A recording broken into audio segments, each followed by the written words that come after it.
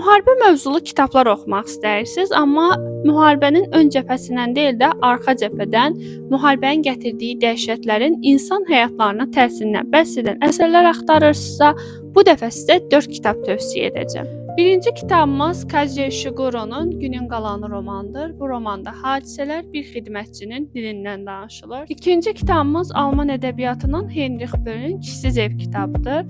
Bu kitabda isə iki fərqli ailə təsvir edilmişdir. Müharibənin gətirdiyi dəhşətlər, ağrı, acı bu iki ailə fonunda oxuculara çatdırılmışdır. Michael Ondaatje'nin İngilis Pasient romanıdır. Bu romanda isə hadisələr 3 fərqli obrazın gözündən təsvir edilmişdir. Son olaraq tövsiyə etmək istədiyim kitab isə yerli yazıçımız Fuad İsayevin Ölü daşıyanlar üçün təlimat kitabıdır. Qarabağ mövzusundan bəhs edir, amma bu tipdə indiyə qədər heç bir əsər işlənməmişdir.